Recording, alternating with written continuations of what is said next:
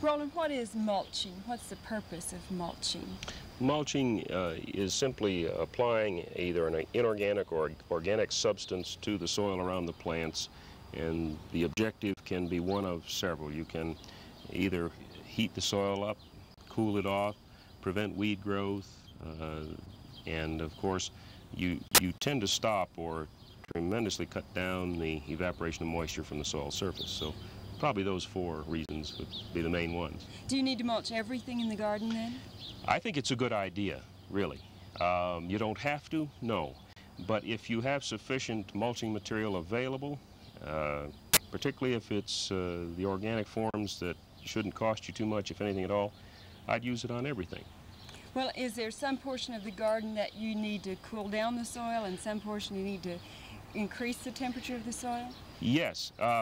For instance, right in back of us, the snow peas, we'll do best if the soil temperature is maintained in the low 60s at all times. So we mulched these 2 to 3 weeks ago, and that they've done very well the last week or two, even though the day temperatures have been high, simply because that soil has been held down in the 60s. It's quite cool under there still.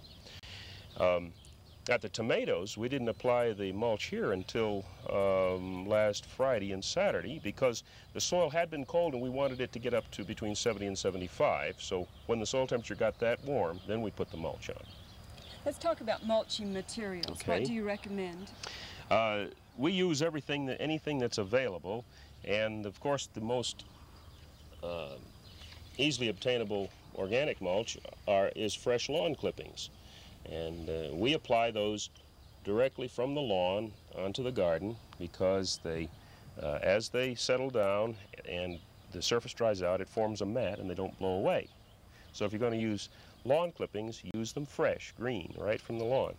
And then dry leaves and dried grass, you can either put that on if you've got a way to protect it from blowing away, like putting a layer of fresh clippings over it, or what we sometimes do is compost it for 2 to 3 weeks until it's, as you can see here, it's moist, it's heavy, it's in an advanced stage of decomposition, and then put it out on the garden and it will stay in place.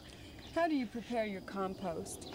Well, the thing that we do is we make a squarish sort of pile inside of an enclosure, and the enclosure can be shingles, or you can make a wooden enclosure, or some people actually do it in large garbage cans. We make a layer of the dry material and then wet it down very carefully, thoroughly. Put about 3 pounds of ammonium nitrate for every 100 pounds of dry organic material. And then we wet that down so as to dissolve that nitrogen into the material. Then put a layer of soil on top of it, and keep repeating this. And if you've got any fresh clippings that you can't use, you can put those in to accelerate that decomposition. If it's sufficiently moist, that will start to heat. The thermophilic bacteria will start to build up and generate extremely high heat, high temperature in the neighborhood of 140 to 160 degrees. You let this go for 2 or 3 days once it's started to heat, and then you break the pile open to let it cool, because you've pasteurized it all, you've killed all of the undesirable things in there, and the decomposition is well along. And then as soon as that cools, we let it go for another 2 weeks and then use it. Is the compost desirable over grass clippings?